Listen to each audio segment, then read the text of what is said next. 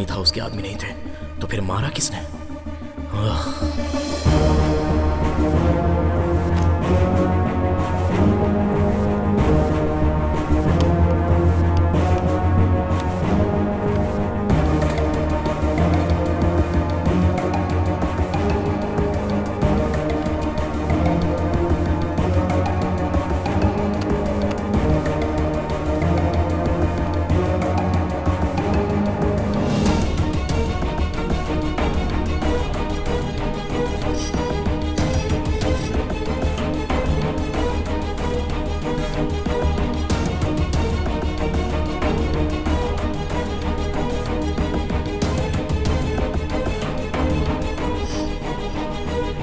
जैसा चक्री ने कहा वैसा कोई नहीं आया था।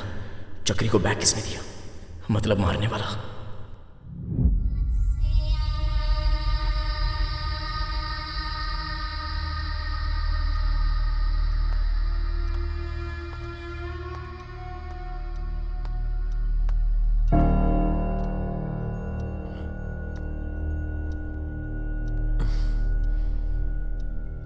अरे यार, और कितने दिन इस तरह दुखी रहेगा? तुम्हारी माँ मेरी बीवी नहीं रही, ये बात सच है। इसकी हमें आदत डालनी होगी, इससे ज्यादा हम कुछ नहीं कर सकते। इतनी अच्छी एक्टिंग कैसे कर लेते हो चक्री? एक्टिंग कैसी? हाँ, एक्टिंग बहुत ही अच्छी की है चक्री। मैं क्या एक्टिंग कर रहा हूं? मेरी माँ को क्यों मारा चक्री? मैं तुम्हारी माँ को कैसे मार सकता हूँ? मेरी माँ को तुम नहीं मारा। मैं अपनी बीवी को क्यों मारूंगा भला? नहीं, मेरी माँ को तुम नहीं मारा है। पागल हो गया क्या तू? मैं पागल नहीं हुआ, मेरी माँ को तुम नहीं मारा है। मैं क्यों मारूंगा भला? मेरी माँ को तूने मारा है। मैं क्यों मारूंगा बता दो। नहीं चक्री, मेरी माँ को तू नहीं मारा है। मैंने नहीं मारा है। मेरी माँ को तू नहीं मारा है। मैंने नहीं मारा है। मेरी माँ को नहीं मारा, मैंने कहा मारा। नहीं मारा मैंने। तू नहीं मारा है। नहीं मारा है मैंने। नहीं मारा है मैंने।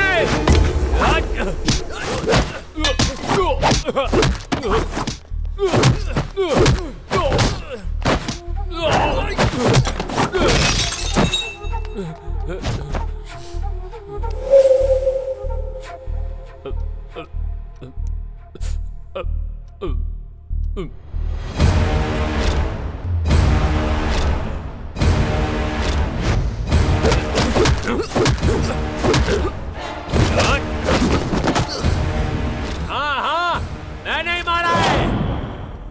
मैंने ही मारा। एक बात मुझे हमेशा खटकती थी, दिन रात वो बस यही सोचती रहती थी, तुमने खाना खाया या नहीं, तुम ठीक हो या नहीं, तुम्हारे कपड़े टिप टॉप हैं या नहीं। लेकिन उसके बेचारे पति का क्या?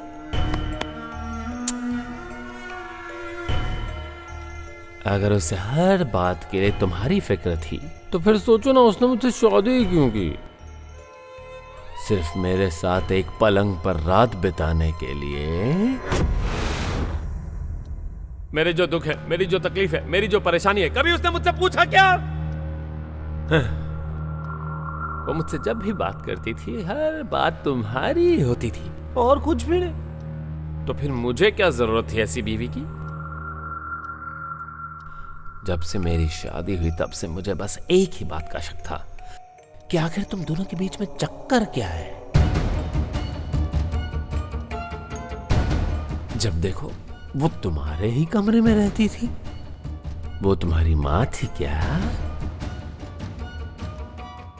मतलब बाहर दुनिया की नजरों में माँ बेटा बने हुए थे, हा? और अंदर कमरे में जादू की झप्पियां चल रही थी। उसकी तो असल में उससे कैसे पीछा छुड़वाऊं, बस दिन रात यही सोचता रहता था।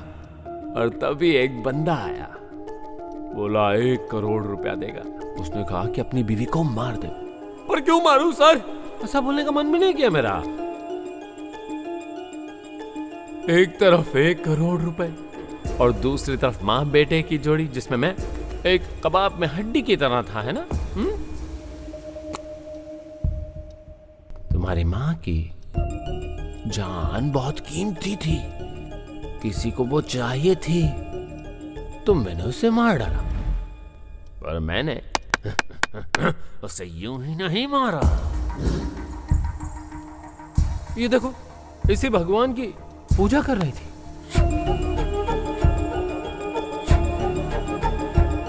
उसके भगवान के पास उसका सिर ले जाकर नारियल नारियल नारियल नारियल नारियल नारियल नारियल नारियल नारियल की तरह फोड़ दिया,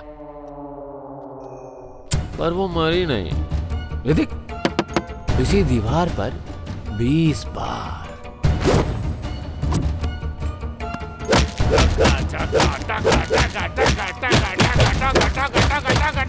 मारा, मगर फिर भी मरी नहीं वो। मजबूत जान थी ना, पर मुझे पता था कि उस एक जगह मारूंगा तो काम हो जाएगा।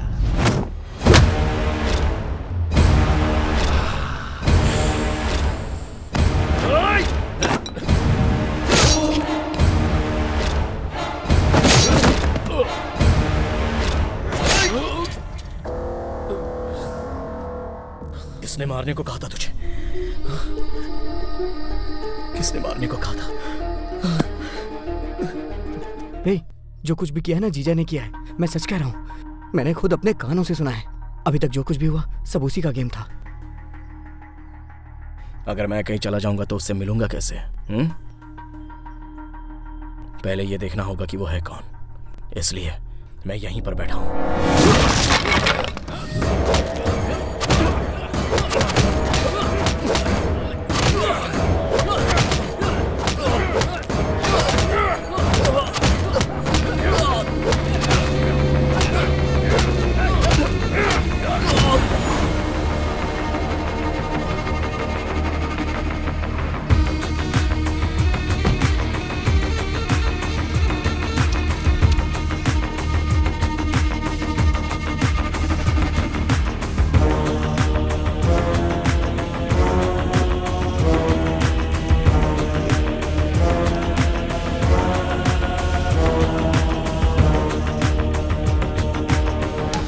भाई को मारने वाला जिंदा रहेगा तो कैसे चलेगा?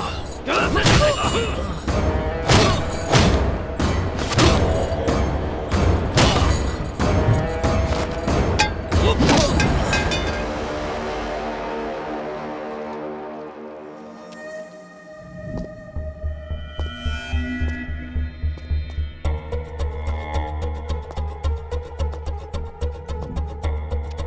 ये लो तलवार, इसमें 30 करोड़ है।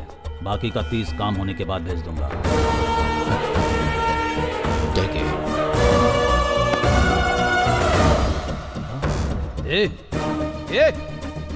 ये अब तक जिंदा है।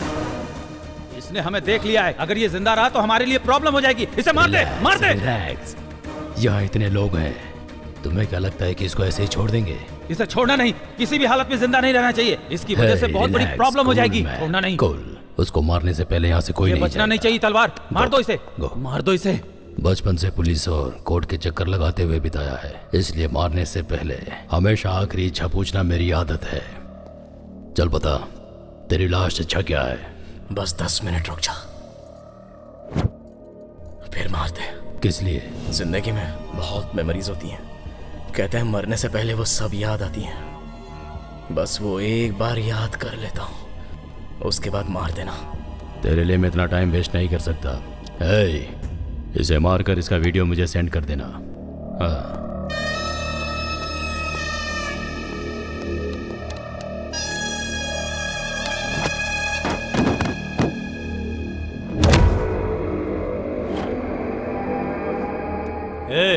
टाइम खत्म हो चुका है, चलो शुरू करो।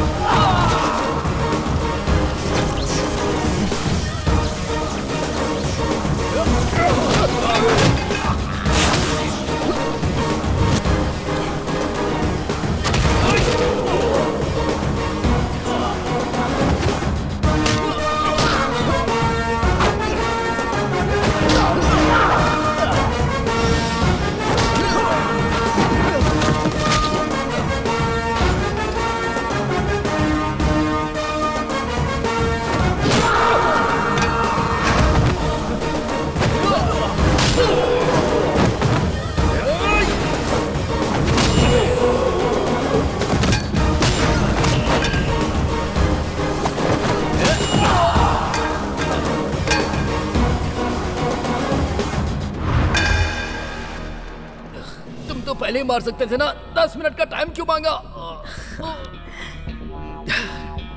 अबे मैं कोई रोबोट हूँ क्या? इंसान ही हूँ। तुम लोगों ने मुझे इतना मारा तो मेरी बॉडी को रीजनरेट होने में कम से कम 10 मिनट का टाइम तो लगेगा ही ना। बोल, लगेगा कि नहीं? लगेगा। चल अब बता मेरी माँ को किसने मारा है? नीटली, क्लियरली, क्लैरिटी से बता। ये सब करने वाले हैं होम मिनिस्टर। किस लिए? Memorial diamond. मतलब? तुझे बताऊंगा तब भी समझ में नहीं आएगा। समझ में नहीं आएगा? कोई बात नहीं, मैं समझ लूंगा।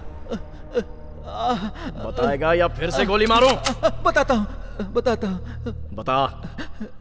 मेमोरियल डायमंड एक इंसान के मरने के बाद रेमिनेशन करने के बाद जो राख होती है उससे बनने वाले सिंथेटिक डायमंड बहुत ही रेयर ब्लड ग्रुप वालों की मौत से वो बना सकते हैं। ये जानने के लिए ही मिनिस्टर साहब इतने सारे डायग्नोसिस सेंटर चला रहे हैं और वो भी फ्री में चला रहे हैं। तुम्हारी माँ का भी वही ब्लड ग्रुप है, इसलिए तुम्हारी माँ को मारकर उससे भी एक डायमंड तैयार किया है।